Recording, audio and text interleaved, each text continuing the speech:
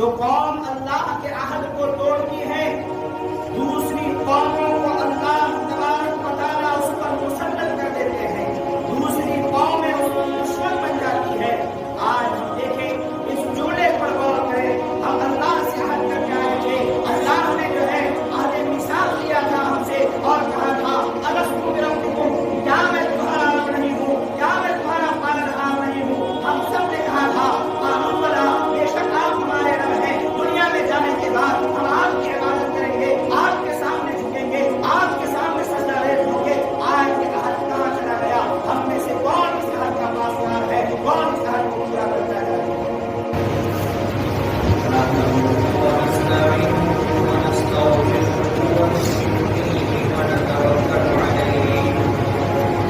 ونعوذ بالله من شرور أنفسنا ومن سيئات أعمالنا، من يهده الله فلا مضل له ومن يضلل فلا هادي له، ونشهد أن لا إله إلا الله وحده لا شريك له، ونشهد أن سيدنا ومولانا محمدا عبده صلى الله عليه وعلى آله وأصحابه وبارك وسلم تسليما كثيرا كثيرا. أما بعد فأعوذ بالله من الشيطان الرجيم.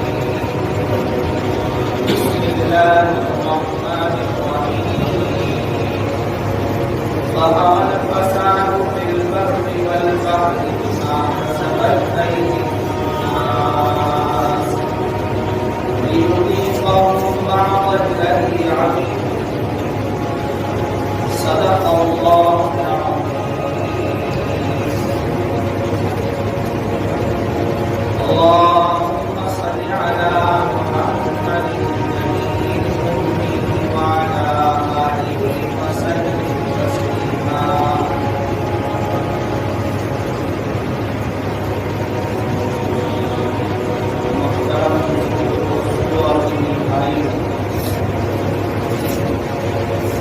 قرآن کریم کی چھوٹی سی آیت تلاوت کی ہے، جس میں اللہ تبارک و تعالی فرما رہے ہیں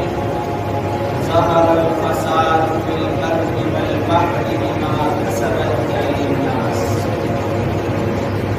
خشکی اور تری میں، بر و بحر میں فتنہ اور فساد پھیلا ہوا ہے، وہ لوگوں کے ہاتھوں کی کمائی، وہ انسان کے کرتوتوں کی وجہ سے ہے، اور ان میں سے بعض کو ہم بعض کا بدلہ دنیا میں دے دیں، شاید کہ وہ لوٹ جائے، شاید کہ وہ توبہ کر دے، اور اصل اس کا بدلہ اور اس کا کرتوت کی سزا تو آخرت ہے۔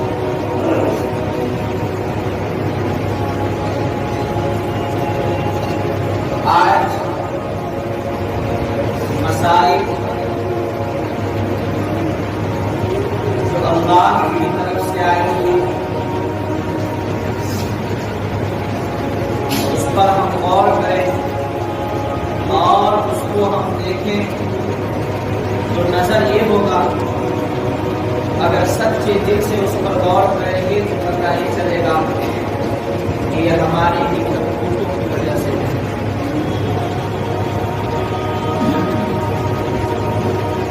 کہ ہم نے جو گناہ کیے ہیں، ہم نے جو اللہ کو ناراض کیے ہیں، اس کی وجہ سے یہ حالات ہم پر آئے ہیں۔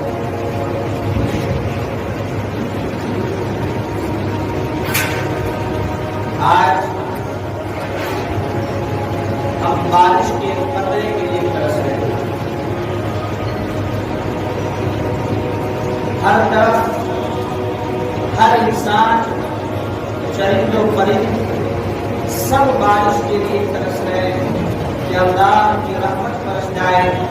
تاکہ یہ جو شدید گرمی اور لو چل رہی ہے اس سے راحت مل جائے اور زمین کے اندر سے جو پانی ہم پینے کے لیے نکالتے ہیں وہ ہمیں واحد حصہ مل جائے. اور جگہوں پر زمین کے اندر سے پانی نکلنا بند ہو چکا ہے, لوگ پانی پینے کے لیے ترس رہے ہیں. لیکن بارش کا نہ آنا, اللہ کی رحمتوں کا نہ آنا, یہ سب ہماری کرتوتوں اور گناہوں کی وجہ سے ہے, جس کو قرآن نے صاف ظاہر کر دیا. ظہر الفساد فی البر والبحر بما کسبت ایدی الناس.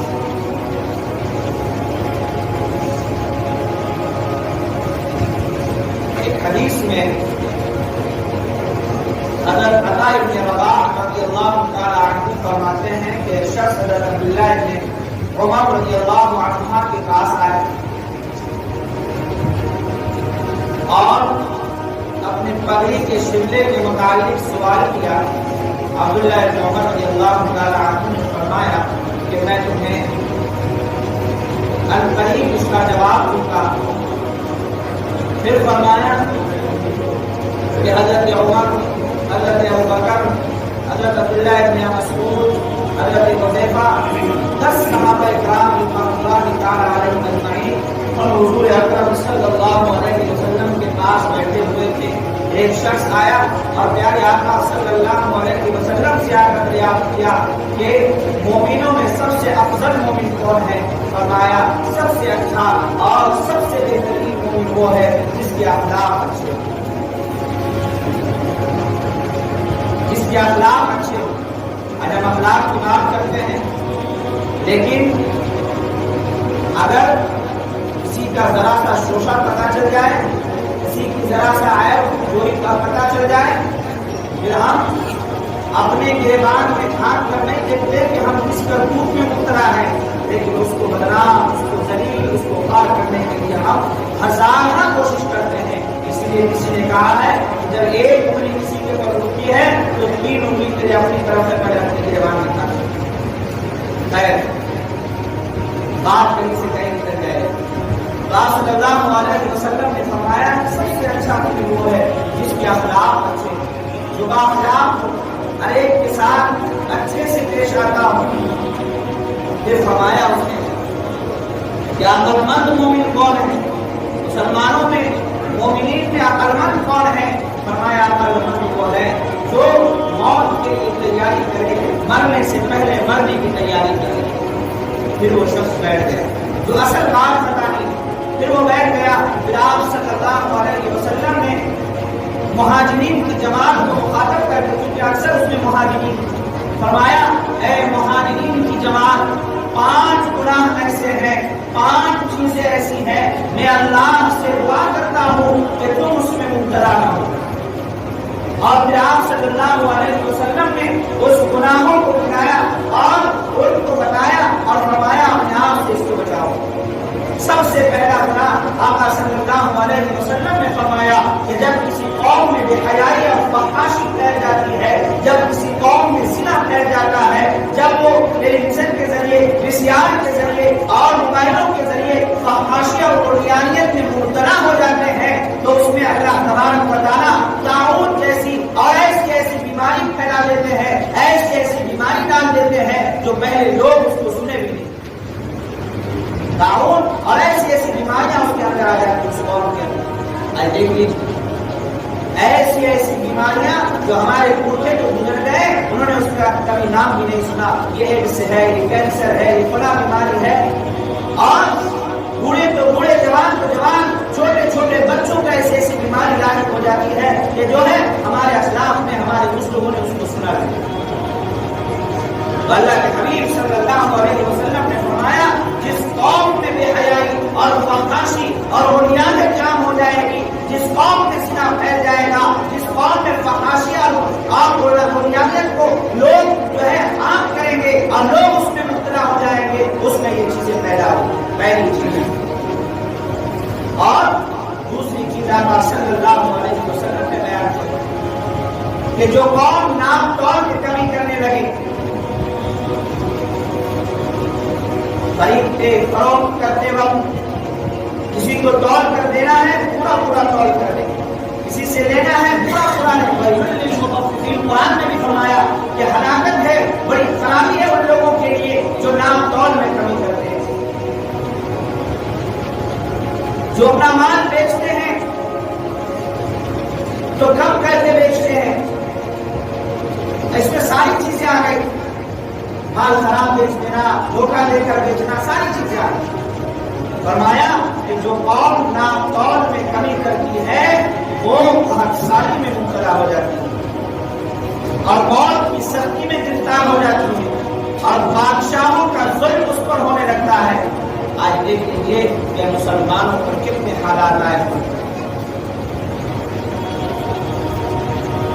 آج بہت ساری، آج ہمارے فصلیں صرف ایک فصل وہ بھی صحیح سے نہیں آتی، اور پہلے زمانے کے جو ہم سے ہمارے آبا و اجداد گئے ہیں وہ اسی زمین سے، اسی سے گلوں کا ڈھیر لگا دیا کرتے تھے، آج زمین گلہ دینا بند کر دی، ہر سالی میں ہم مبتلا ہو گئے۔ ہمیں اپنے گناہوں پر نظر رکھیں، اس وجہ سے اور ظاہری اسباب ہیں وہ اور کام ہے، لیکن اصل جو اسباب روحانی اسباب ہیں وہ یہ اللہ کے حبیب فرماتے ہیں کہ جو قوم نام تول میں کمی کرنے لگے گی، نام تول میں کمی کرے گی، وہ قوم، اس قوم کے اندر جو ہے خنثاری آ جائے گی، موت کی سختیوں میں مبتلا ہو جائے گی اور بادشاہوں کا ظلم اس پر ہو رہا ہے۔ آج مسلمانوں پر کتنے ظلم ہو رہے ہیں، جہاں دیکھیں، جس جگہ دیکھیں، کس پر ظلم ہوا مسلمان، کون پیٹا گیا مسلمان، کون مارا گیا مسلمان، کس کو بدنام کیا گیا مسلمان، کون پکڑا گیا مسلمان،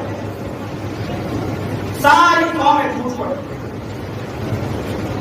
اور تیسری چیز آقا صلی اللہ علیہ وسلم نے بیان فرمایا کہ جو قوم زکات کو روک دیتی ہے، زکات ادا نہیں کرتی ہے، اس پر بارش نہیں آتی، اور اس میں لکھا ہے کہ اگر یہ چرند پرند، یہ چوپائے جانور نہ ہو تو ایک قطرہ بارش کا زمین پر نہ آئے، ایک قطرہ پانی کا نہ۔ ہمیں سے بہت سے لوگ زکات ادا کرتے ہیں، لیکن زکات ادا کرنے کا مطلب یہ ہے اپنے سارے مال کو کیلکولیٹ کیجیے، ایک ایک لکڑی کو کیلکولیٹ کیجیے۔ تجارت کی مال ہے، جو چیزیں ضرورت اصلیہ سے زائد ہے اور وہ مال نمو ہے، بڑھنے والا مال ہے، سونا ہے، چاندی ہے، تجارت کا مال ہے، اس سب کو آپ اکٹھا کر کے جوڑیں، اور 10 روپیہ ہمارا زائد چلا جائے یہ اچھا ہے، لیکن ایک چوٹی زکات کی رکنی نہیں چاہیے۔ آج ہم بارش کے لیے انتظار ہیں، ابھی نہیں، وہ اکثر لوگ، اکثر علاقوں میں اکثر اس میں پریشان ہیں، اور اکثر علاقوں میں تو لوگ پانی پینے کے لیے ترس رہے ہیں۔ مہاراشٹر کے علاقے میں چلے جائیے، جو پتھریلی زمین ہے، اس گرمی کے موسم میں ان کے پانی پینے کے لیے جو ہے ترستے ہیں، اور دور دور سے پانی ان کے پینے کا انتظام کیا جاتا ہے۔ بارش اللہ کی بہت بڑی نعمت ہے، یہ پانی اللہ کی بہت بڑی نعمت ہے میرے بھائیوں، اور ہمارے پاس فراوانی ہے، ہم بے تحاشا پانی بہا رہے ہیں، سوچ کر کے جتنی ضرورت ہو اتنی ضرورت میں اس کو خرچ کرنا ہے۔ بتا لگی نہیں آگے مولانا عبدالحلیم صاحب لاجپوری نور اللہ مرحبا سے کسی نے سوال کیا کہ بارش نہ برسنے کی وجہ کیا ہے؟ حضرت نے جواب دیا کہ گناہوں کا عام ہو جانا، زنا کا پھیل جانا، فحاشیہ اور عریانیت کا ہو جانا۔ اس کے بعد حضرت ابو سفیان کا ایک قول نقل کیا، اور ذرا سوچنے کی بات نقل کیا ہے کہ بنی اسرائیل میں 7 سال تک خنثانی، لوگ قحط سے پریشان ہو گئے، بارش نہیں ہو رہی ہے، حتیٰ اکل الجیف والاطفال، اس میں یہاں تک کہ مردار اور بچوں کو کھانے لگے، مرے ہوئی چیزوں کو کھانے لگے۔ وَتَزَوَّرُوا إِلَى الْجِبَالِ، اور پہاڑوں کی طرف نکل کر گریہ اوزاری کرنے لگے، رونے لگے، اللہ سے معافی مانگنے لگے، مولا کون سا گناہ ایسا ہوا ہے جس سے تو ہمیں بارش سے جو ہے محروم کیے ہوا ہے، اے اللہ ہمارے گناہوں کو معاف کر دے، ہماری خطاؤں کو معاف کر دے،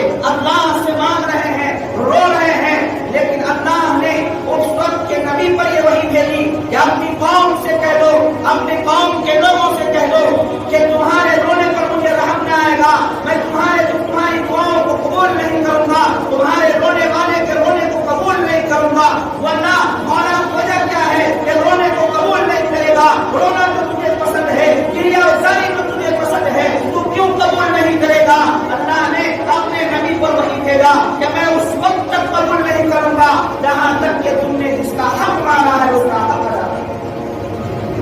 حقدار کا حق ادا کرو۔ ذرا میرے بات میں جھانک کر دیکھیں، اور یہ کوئی ایسے ویسے کی بات نہیں ہے، بڑے اللہ والے کی بات ہے۔ اور حضرت سفیان سے ابو سفیان سے حضرت ابو سفیان رضی اللہ تعالیٰ عنہ والے مرتبہ ہے، فرمایا روتے رہو، گر گراتے رہو، تذرع کرتے رہو، کچھ نہیں ہوگا جب تک کہ حق والوں کا حق ادا نہ کر دیا۔ کسی کی ایک بارش زمین نے لی ہے واپس کر دو، کسی کا ایک روپیہ لے لیا ہے واپس کر دیا جائے، کسی کی عزت اٹھا لی ہے اس سے معافی مانگا جائے۔ اللہ کے سامنے رونے سے پہلے اس حق والے سے جا کر معافی مانگیں گے، پھر اللہ راضی ہوگا۔ میں اپنی بات نقل نہیں کرنا، میں حضرت کی بات نقل کر رہا ہوں، کتاب میں موجود ہے فتاوی رحیمیہ کی 10ویں جلد، اور جو نئی چھپی ہے، نئی کتاب چھپی ہے، اس کی 5ویں جلد میں موجود ہے۔ یہاں تک کہ تم حق والوں کے حق ادا کرو۔ آج جو حق لینے کے لیے اگر ہمارا حق بھی نہیں ہے تو کورٹ اور کچہری اور بہت سارے لوگوں کو ملا کر کے اکٹھے ہو کر کسی مظلوم کو دبا دیا جائے، اس پر اپنا حق ڈال دیا جائے کہ نہیں تم پر میرے اتنے روپے ہیں، اتنے پیسے ہیں، اتنی زمینیں ہیں، تم مجھے واپس کرو۔ یاد رکھیے وہ تو دے دے گا، یہاں آپ ڈر سے دے دے گا اور یہ سوچے گا میری عزت برباد ہو جائے گی، لوگ 10 لوگوں کے سامنے جب یہ بولے گا اس نے میرے اتنے پیسے لے لیا ہے، میری زمین دبا لیا ہے، لیکن اللہ شاہد ہے، اللہ جانتا ہے کہ میں مظلوم ہوں، میں نے کسی کا حق نہیں مارا ہے۔ وہ اللہ کے سامنے فریاد کرے گا، آج نہیں کل نہیں، ایک دن ایسا آئے گا تو فریاد اللہ سنیں گے اور اس ظالم کا ہاتھ کو بڑو کر دیا جائے گا۔ کیا فرما رہے ہیں بنی اسرائیل سے کہ اپنے کے نبی سے اللہ فرما رہے ہیں ان کو کہہ دو رونا دھونا سب کچھ صحیح ہے، لیکن پہلے اپنا جو دوسرے کا حق کھایا وہ حق اسی میں آگے پیران پیر سید عبد القادر جیلانی نور اللہ مرمدہ کا قول مطلب کیا ہے؟ انہوں نے فرمایا کہ جب بنی اسرائیل میں کہا ہوا تو ان کے نبی پر یہ وحی نازل ہوئی کہ ہم اس وقت تک آپ سے راضی نہیں ہو سکتے، آپ اپنی قوم کو کہہ دیجیے کہ اس وقت تک راضی نہیں ہو سکتے جب تک کہ کمزور اور مفلسوں کو تم راضی نہ کر لو، غریبوں کو راضی نہ کر لو، مظلوموں کو راضی نہ کر لو۔ آج بہت اچھا لگتا ہے، لیکن آج ہم پریشان ہیں، ہم پریشانی کے اسباب کو ڈھونڈیں کہ یہ پریشانی کیوں آئی ہے۔ آج دعائیں ہو رہی ہے، لوگ دعائیں کر رہے ہیں، آنسو بہا رہے ہیں، لیکن دعائیں قبول کیوں نہیں ہو رہی ہے؟ یہ رونا اور دھونا اللہ کو کیوں پسند نہیں آ رہا؟ اس لیے کہ ہم نے حق والے کا حق مار رکھا ہے، ورنہ اللہ کو تو رونا اتنا پسند ہے۔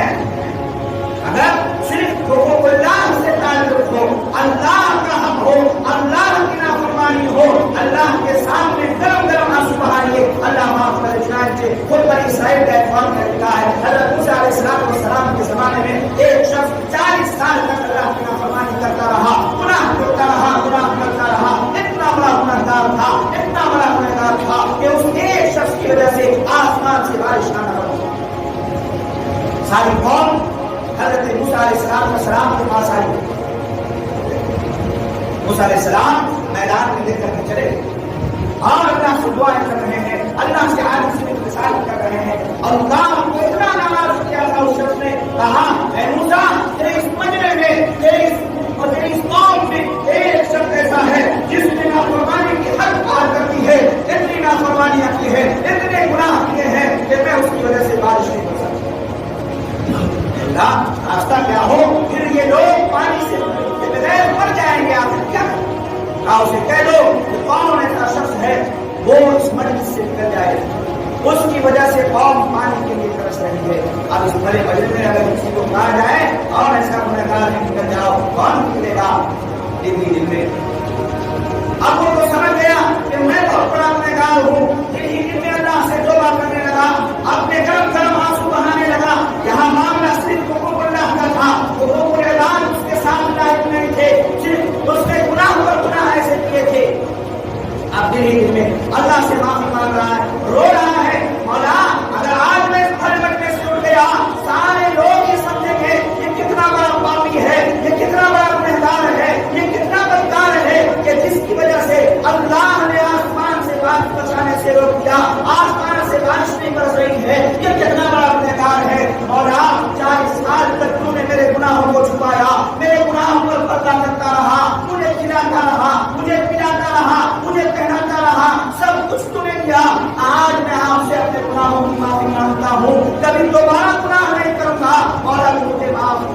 ابھی جو ہے موسیٰ علیہ السلام کی مجلس سے کوئی اٹھا نہیں، اب اعلان ہوتا ہے، بادل آیا اور اتنی بارش برسی، پھر حضرت موسیٰ علیہ السلام اللہ سے غلام ہوئے، کیونکہ کلیم اللہ تھے، اللہ سے بات کرتے تھے، اور اللہ سے جو ہے ہم کلام ہوئے، مولا مجلس سے کوئی اٹھا نہیں ہے، کوئی گیا نہیں ہے، کسی نے جو ہے یہاں سے گیا نہیں، اور آپ کی رحمت آ گئی ہے، بتا دو دیجیے وہ کون تھے نام موسیٰ، جب وہ گنہگار تھا میں نے تجھے نہیں بتایا، جب وہ میرا ولی بن چکا ہے، میرا دوست بن چکا ہے، میں اس کے گناہ کو معاف کر چکا ہوں، اب میں نہیں بتا سکتا۔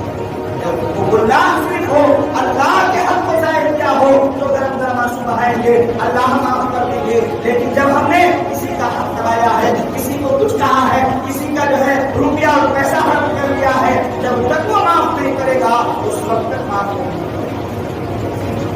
یہ تو دنیا کا حالات ہے، اور آخرت میں پھر کیا ہوگا؟ جیسے آپ نے پچھلے ہی ہفتے سنا ہے کہ ایک بارش زمین کرنے سے سات زمین کا وہ حصہ، وہ جو ایک بارش کا وہ حصہ ہے اس کا توم بنا کر لے جائے گا۔ اس میں میرے بھائی بزرگوں، ہم گنہگار ہیں، گناہوں کے ہم کھلتے ہیں، ہم سے حقوق اللہ میں بہت ضائع ہوئے ہیں،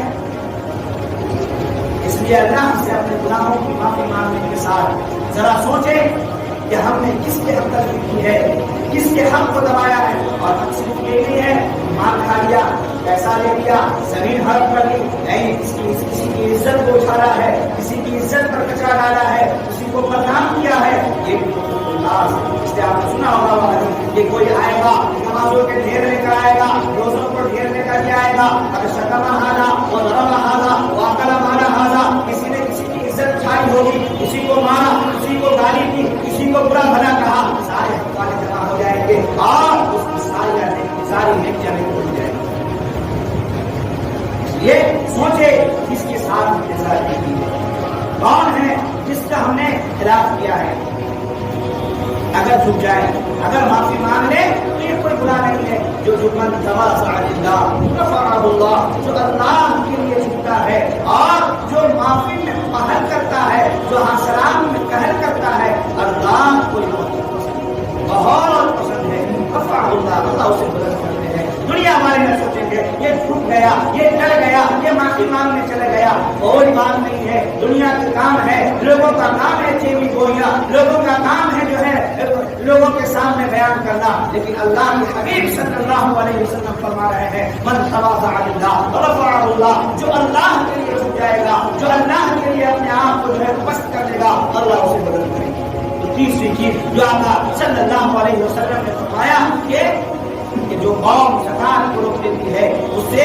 آپ کوئی زکات ادا نہیں کرتی تو اس سے بارش سے محروم کر دیا جائے۔ اور چوتھی چیز اللہ کے حبیب صلی اللہ علیہ وسلم نے فرمایا کہ جو قوم اللہ کے عہد کو توڑتی ہے، جو قوم اللہ کے عہد کو توڑتی ہے، دوسری قوموں کو اللہ تبارک و تعالیٰ اس پر مسلط کر دیتے ہیں، دوسری قومیں اس کی دشمن بن جاتی ہے۔